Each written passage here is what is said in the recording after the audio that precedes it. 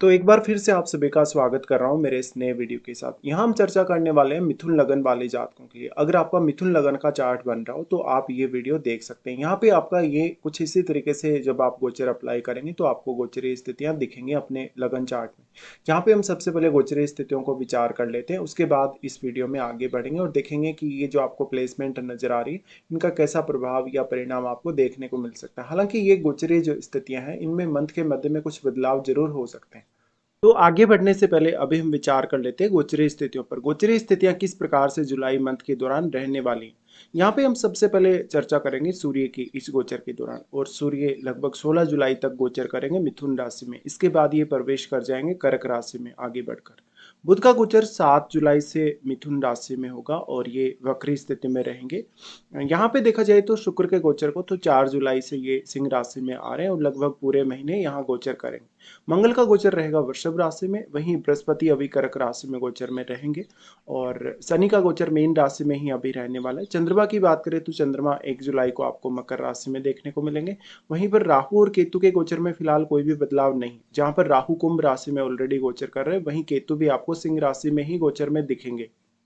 ग्रहों की गोचरीय स्थिति पर डिस्कस करने के बाद अब हम विचार करेंगे किस प्रकार से आप अपने इस मंथ को प्लान कर सकते हैं जुलाई महीने को। देखिए, आपका मिथुन लगन का चार्ट है और मिथुन लगन के लिए सबसे पहले अगर लग्नेश की स्थिति को देखा जाए तो इस मंथ में आपके लग्नेश वक्री हो रहे हैं और वो लगन में ही रहेंगे। यहाँ पर अब आपको लेकिन सूर्य के प्रभाव की वजह से ज़्यादा दिक्कत नहीं होगी। हालांकि कुछ कुछ निर्णय लेने में आपको ड्युअलिटी का सामना करना पड़ सकता है, जहाँ पर आप थोड़े कन्फ्यूजन में रह सकते हैं। सूर्य यहाँ बेसिकली साथ रहेंगे तो आपका कॉन्फिडेंस काफ़ी ज़्यादा बढ़ा हुआ रहेगा। यहाँ जो बुध की स्थिति बन रही है 7 जुलाई से वो मिथुन में आ रहे हैं और वक्री स्थिति में रहेंगे, तो इससे फर्क पड़ेगा आपके चतुर्थ भाव पे भी, क्योंकि चतुर्थ भाव के भी स्वामी बुध हैं। अगर मान लो आपके कोई सपोर्टिव प्लैनेट फोर्थ हाउस में नहीं बैठा है तो आपको अपने घरेलू प्लानिंग और अपने स्वयं के लिए प्लानिंग अच्छे से करनी होगी। साथ साथ में इस समय कोई भी बड़ा निर्णय आप लेने जा रहे हैं, कोई बहुत बड़ा इंटरव्यू वगैरह देने जा रहे हैं, कोई कंपटीशन वगैरह आप देने जा रहे हैं लाइफ में, कोई एग्जाम वगैरह देने जा रहे हैं किसी भी बड़ी प्रतियोगी परीक्षा के लिए, तो आपको ज़्यादा अलर्ट होने की आवश्यकता है या अपने ऊपर ज़्यादा से ज़्यादा फोकस करने की आवश्यकता है। अपने निर्णयों को बार बार ना बदलें और जो भी आपने डिसाइड किया है, जो कुछ भी आपको निर्णय लेने हैं, उनको काफ़ी सोच विचार करके लें। बुध यहाँ से फिर सूर्य के साथ ही दृष्टि डाल रहे हैं सप्तम घर पर भी, जहाँ पर वो जीवन साथी के साथ भी कम्युनिकेशन में कुछ इश्यूज दे सकते हैं। हालांकि सूर्य के प्रभाव की वजह से आपको उतनी इश्यू आएगा नहीं। अगर आपके चार्ट में मान लो बुध की स्थिति अच्छी ना हो या बुध ऑलरेडी वक्री हो, तब जरूर आपको यहाँ कुछ दिक्कतें आ सकती हैं कम्युनिकेशन में। इसके साथ साथ अगर आप इस समय कोई बिजनेस स्टार्ट करने का सोच रहे हैं, अगर किसी के साथ कुछ पार्टनरशिप करने का सोच रहे हैं, तो आपको इस पर ज़्यादा से ज़्यादा ध्यान देने की आवश्यकता है और स्वयं को ज़्यादा से ज़्यादा समय भी देने की आवश्यकता है। इसके साथ ही फिर फोर्थ हाउस में बैठे हुए प्लैनेट की भूमिका भी यहाँ काफ़ी ज़्यादा अहम हो जाती है। उसके बाद विचार करें अगर चंद्रमा पर, तो चंद्रमा आपके चार्ट में दूसरे घर के लॉर्ड हैं। साथ ही वो इस मंथ के स्टार्टिंग में आपको देखने को मिलेंगे अष्टम भाव में। अष्टम भाव का चंद्रमा अचानक से स्ट्रेस एंग्जाइटी इश्यूज ला सकता है। हालांकि ये कुछ आर्थिक रूप से परिवर्तन भी दिखा सकता है। और जो जुपिटर का दृष्टि चंद्रमा को यहाँ मिलेगा, यानी चंद्रमा पर जो जुपिटर का दृष्टि पड़ रहा है आपके दूसरे घर से, वो यहाँ काफ़ी ज़्यादा अच्छा काम करेगा। साथ ही फिर चंद्रमा काफ़ी जल्दी ही आपके 9th हाउस की तरफ मूव कर जाएंगे, जहां पर आपका कोई ट्रेवल दिखाता है। ये कोई आध्यात्मिक ट्रेवल या आपके किसी प्रोफेशनल काम के लिए कोई ट्रेवल ये हो सकता है। तो परिवार के साथ आप जा सकते हैं। अगर आप विदेश जाना चाहते हैं तो विदेश यात्रा भी इस समय कर सकते हैं, लेकिन ये क्विक प्लानिंग के तौर पे होगा। यहाँ चंद्रमा राहु के साथ आ जाएंगे तो थोड़ा सा आपको अपने आप को भ्रमित होने से बचाना होगा। साथ ही साथ आपको ओवर इमेजिनेशन या ओवर थिंकिंग का सामना करना पड़ सकता है। अब यहाँ पे जो राहु है, राहु का पूरा पूरा जो प्रभाव वो चंद्रमा पर पड़ने वाला है। और चंद्रमा क्योंकि सेकंड हाउस के लॉर्ड है, तो यहाँ हालांकि आपको गुरु का सपोर्ट है सेकंड हाउस में, बट फिर भी अपने फैमिली के लिए कोई भी गलत फैसला लेने से बचें। उसके बाद चंद्रमा चले जाएंगे 10वें घर में, जहां पर इनकी स्थिति बनेगी 5 और 6 तारीख के आसपास। ये समय आपके लिए कैरियर के लिए कुछ नई प्लानिंग करने, कैरियर के लिए कुछ नया सोचने, कुछ बहुत इफेक्टिव करने के लिए रहेगा। लेकिन यहाँ शनि साथ रहेंगे चंद्रमा के, तो आपको थोड़ा यहाँ समय लग सकता है, आपको अपने कार्य करने में थोड़ा डिले भी हो सकता है। उसके बाद चंद्रमा आ जाएंगे लाभ स्थान में। चंद्रमा का लाभ स्थान में आना आपके लिए काफी फेवर करेगा। ये स्थिति इनकी 7-8 तारीख के आसपास बनेगी। इस समय कुछ पैसा आपके हाथ में आ सकता है, कहीं आपका पैसा अटका है, रुका है, वो पैसा भी आपको मिल सकता है। फिर अगर विचार करें सूर्य के लिए, तो सूर्य आपके तृतीय से या तीसरे घर के स्वामी सूर्य इस मंथ में स्टार्टिंग में लगन में रहेंगे, जहां पर उनकी स्थिति 16 जुलाई तक के लिए बन रही। 16 जुलाई तक के लिए सूर्य आपके लगभग प्रत्येक काम में बहुत ज्यादा सपोर्टिव रहेंगे, लेकिन ये आपके व्यवहार को थोड़ा एग्रेसिव बना सकते हैं, जिससे आपके कुछ रिश्तों में कुछ दिक्कतें आ सकती हैं। सूर्य का यहाँ प्लेसमेंट होने से एक तो आपका कॉन्फिडेंस बहुत ज़्यादा बूस्ट हो जाएगा। कॉन्फिडेंस बूस्ट होने के साथ-साथ दूसरों के साथ आपका कम्युनिकेशन, दूसरों के साथ आपका वार्तालाप वो काफ़ी प्रभावी तरीके से नज़र आएगा और बुध भी यहाँ साथ रहेंगे। हालाँकि सूर्य का 16 जुलाई तक का ही ये प्रभाव रहेगा, तो 16 जुलाई तक आपका किसी के साथ भी कोई लेन-देन होता है, कोई वार्तालाप होता है, कोई लंबा डिस्कशन होता है, कोई बहुत इम्पोर्टेंट कोई बात होती है, तो यहाँ विवाद करने से बचें। साथ ही कोई कॉम्पिटिशन वगैरह आपको फाइट करना है, कोई बहुत बड़ा कोई निर्णय लेना है लाइफ के लिए, कोई बहुत बड़ा ऐसा डिसीजन या कोई ऐसे रिस्क वाली बात है अगर आपकी लाइफ के लिए, तो आप वो सब मैनेज कर सकेंगे सूर्य के प्रभाव के से। साथ ही आपकी लीडरशिप की क्षमता में सूर्य वृद्धि करेंगे, आपके पर्सनैलिटी के प्रभाव को, आपकी वाणी के प्रभाव को भी बढ़ाएँगे। फिर यहाँ सूर्य मैरिड लाइफ में कुछ इश्यूज जरूर क्रिएट कर सकते हैं क्योंकि सप्तम भाव पर इनका दृष्टि है। लेकिन सप्तम भाव से जुड़ा हुआ कोई भी रिस्क लेने, कोई भी प्रकार का बिजनेस वगैरह स्टार्ट करने या कैरियर रिलेटेड कुछ आप अगर प्लानिंग कर रहे हैं तो उसके लिए सूर्य का जरूर आपको सपोर्ट मिल पाएगा। सूर्य आपके लिए यहाँ हार्डवर्क करना थोड़ा आसान कर देंगे। उसके बाद सूर्य जा रहे हैं सेकंड हाउस में। सेकंड हाउस में सूर्य बहुत ही ज्यादा अच्छा प्रभाव देंगे क्योंकि गुरु ऑलरेडी यहाँ उच्च की स्थिति में है और ये सूर्य और गुरु का कंजक्शन बन जाएगा। यहाँ पे जो सूर्य आ रहे हैं, देखिए वैसे भी अपने मित्र चंद्रमा के ही घर में आ रहे हैं, तो सूर्य यहाँ आपकी वाणी को काफी प्रभावशाली बना देंगे, आपको परिवार में मान सम्मान प्रतिष्ठा के दृष्टिकोण से काफी अच्छी स्थिति देंगे। साथ ही साथ आपके लिए वेल्थ एक्यूमुलेशन के मामले में या धन संबंधी मामलों को मैनेज करने के मामले में सूर्य का अच्छा सपोर्ट रहेगा। साथ ही साथ कैरियर के लिए भी, साथ ही अपनी फैमिली पर आप अपना काफी अच्छा प्रभाव छोड़ पाएंगे। तृतीयेश है आपके चार्ट में सूर्य, तो तृतीयेश होने की वजह से अपनी फैमिली के लिए आप पूर्ण तरीके से डेडिकेटेड रहेंगे। सूर्य फिर यहाँ गुरु के साथ ही दृष्टि डाल रहे हैं अष्टम भाव पर, जहां पर वो आपको अष्टम भाव के लिए काफी मदद कर सकते हैं। अष्टम भाव से संबंधित या तो आप अपना कोई प्रोफेशन चुनने में है, कोई काम करते हैं आप अष्टम भाव से रिलेटेड, या तो अष्टम भाव से रिलेटेड अब आपको कोई काम करना फ्यूचर में इस मंथ में, तो आपके लिए सूर्य काफी सपोर्टिव रहेंगे। जहां पर अष्टम भाव के जो रहस्य हैं, गुड जो रहस्य हैं या जो अष्टम भाव से जुड़े हुए विषय हैं, आपका कोई भी ऐसा कार्य जिसमें बहुत ज़्यादा गोपनीयता की आवश्यकता है, जासूसी से रिलेटेड इस प्रकार के जो कार्य हैं, उनमें सूर्य का आपको बेहतरीन सपोर्ट रहेगा। हाँ, लेकिन यहाँ जो इन लॉज के साथ रिलेशन है वो थोड़ा खराब हो सकता है। इस प्रकार का सूर्य आपके गुरु के साथ मिलके यहाँ पर रहेगा, यानी दोनों कंजक्शन में रहेंगे, तो गुरु का और ज्यादा यहाँ पर शुभ प्रभाव आपके सामने आएगा। और क्योंकि सूर्य काफी फास्ट मूविंग है गुरु की तुलना में, इसलिए सूर्य का यहाँ प्रभाव एक समय बाद गुरु पर बढ़ जाएगा। गुरु पर प्रभाव बढ़ने की वजह से गुरु का प्रभाव और भी ज्यादा आपके लिए शुभ साबित होगा, जो कि आपके कैरियर के लिए फिर काफी अच्छा साबित हो सकता है। क्योंकि गुरु आपके चार्ट में जिन जिन भाव पर अपनी दृष्टि डाल रहे हैं, जैसे कि आपका छठा घर, आपका यहाँ पे अष्टम घर और आपका 10वां घर, इन भावों के जो रिजल्ट है वो थोड़े इनहेंस हो जाएंगे सूर्य के ज्यादा प्रभाव की वजह से, और फिर आपको आपके कैरियर के लिए ज्यादा मदद मिल पाएगी। उसके बाद आगे बढ़ जाते हैं और यहाँ पर फिर शुक्र के लिए विचार करते हैं। शुक्र आपके पंचमेश और आपके चार्ट में वो 12वें घर के लॉर्ड हैं। शुक्र गोचर कर रहे हैं थर्ड हाउस में, जहाँ पर वो केतु के साथ आ रहे हैं। देखिए शुक्र का केतु के साथ आना थोड़ा यहाँ पे शुक्र को कमजोर कर देता है वैसे भी, और जो फायरी साइन है उनमें शुक्र उतना अच्छा प्रभाव नहीं दिखा पाते जनरली, विशेषकर सूर्य के घर में। हालांकि ये आपके टैलेंट के लिए अच्छा होता है, क्रिएटिविटी के लिए काफी अच्छा होता है, लेकिन यहाँ केतु साथ होने से शुक्र की जो क्वालिटीज है वो कहीं ना कहीं कमजोर हो जाएंगी या केतु उनको एब्जॉर्ब कर लेंगे। इसलिए यहाँ आपकी जो फिजिकल रिलेशनशिप है, मैरिड लाइफ है, या अन्य लोगों के साथ आपके जो रिश्ते हैं, जहाँ पर आपकी बॉन्डिंग अच्छी है लोगों के साथ, जहाँ पर आपका कहीं ना कहीं लगाव है लोगों के साथ रिश्तों में, उनमें कुछ दिक्कतें हो सकती हैं। विशेषकर आपके भाई बहनों, रिलेटिव्स के साथ या पड़ोसियों के साथ भी कुछ कम्युनिकेशन इश्यूज हो सकते हैं। शुक्र वैसे आपके पंचमेश है, पंचमेश होने से संतान के साथ, आपकी लव लाइफ या बाकी कुछ अन्य मामलों में आपको प्रॉब्लम्स हो सकती हैं।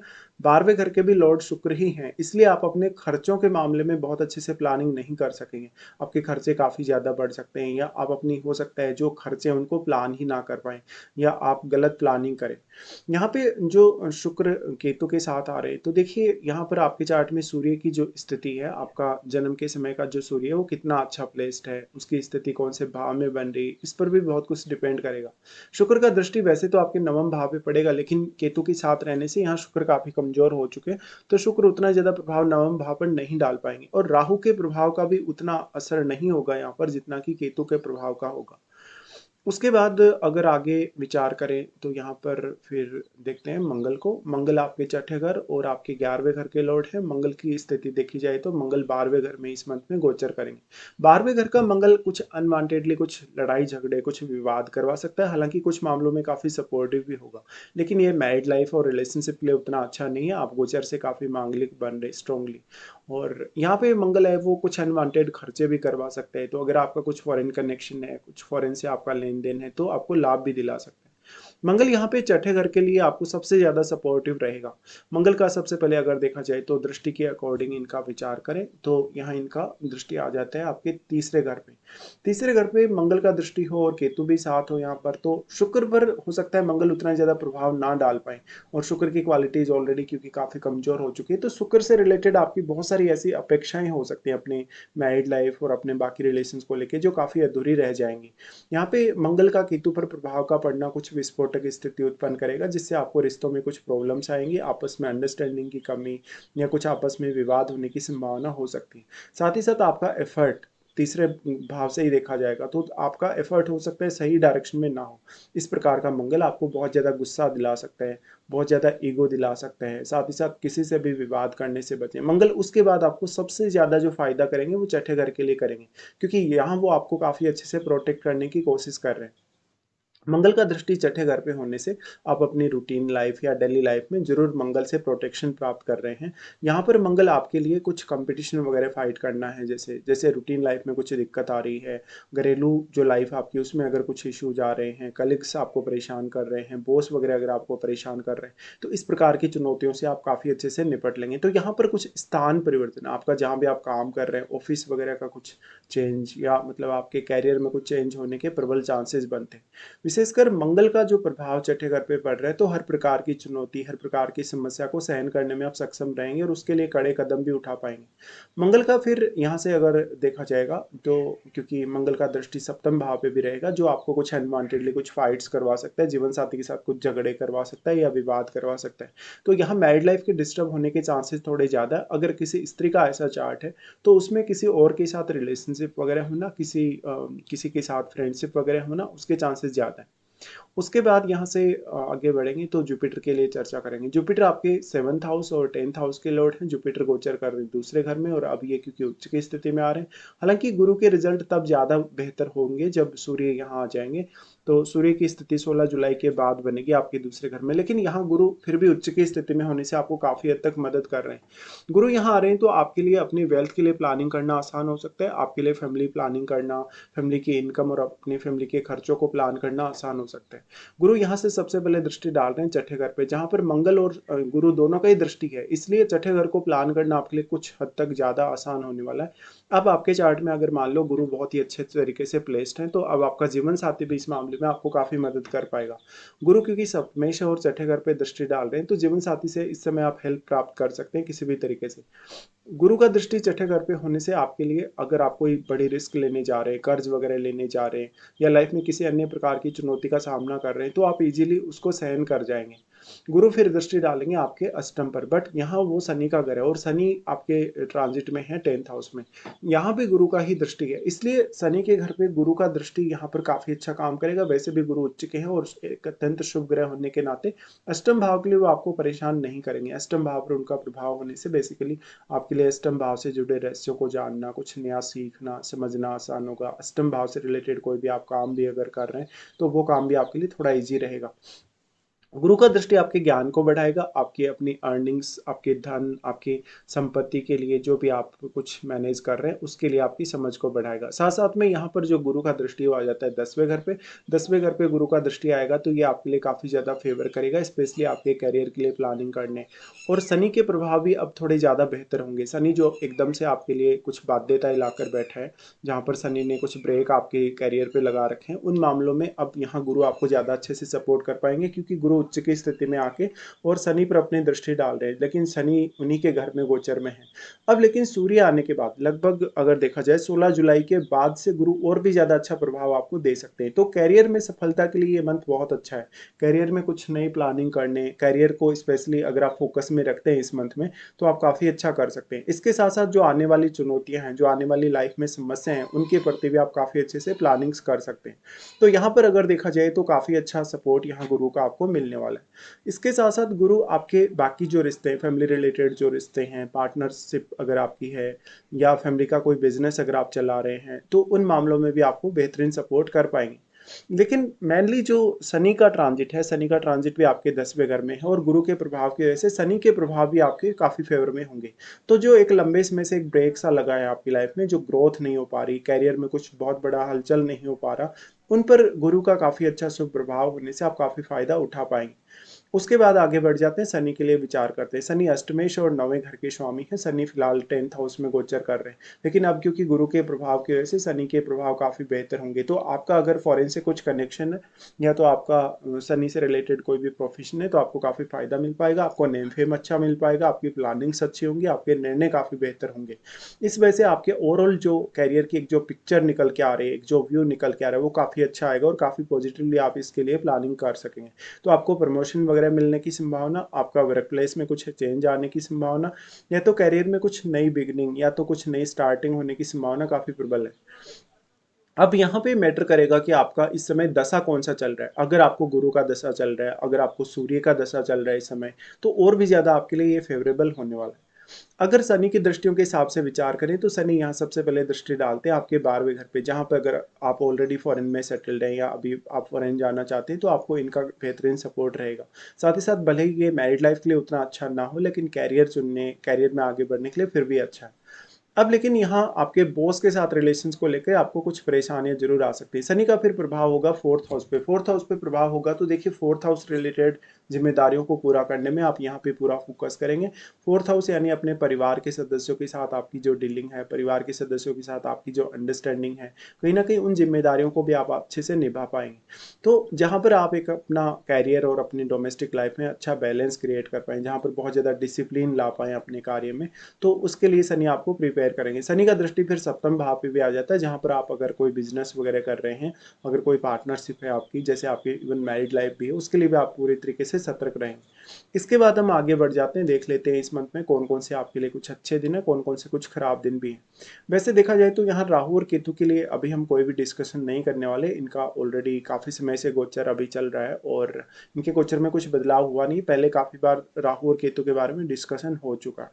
तो अब हम देख लेते हैं आपके लिए कौन-कौन से अच्छे दिन इस मंथ में हैं, कौन-कौन से कुछ खराब दिन भी इस मंथ में आपके लिए आने वाले हैं। 12 से 15 तक अगर देखा जाए, 21 और 22 फिर 26 और 27, ये दिन आपको काफ़ी फ़ेवर करेंगे इस मंथ में अगर देखा जाए मिथुन लगन वाले जातकों के लिए।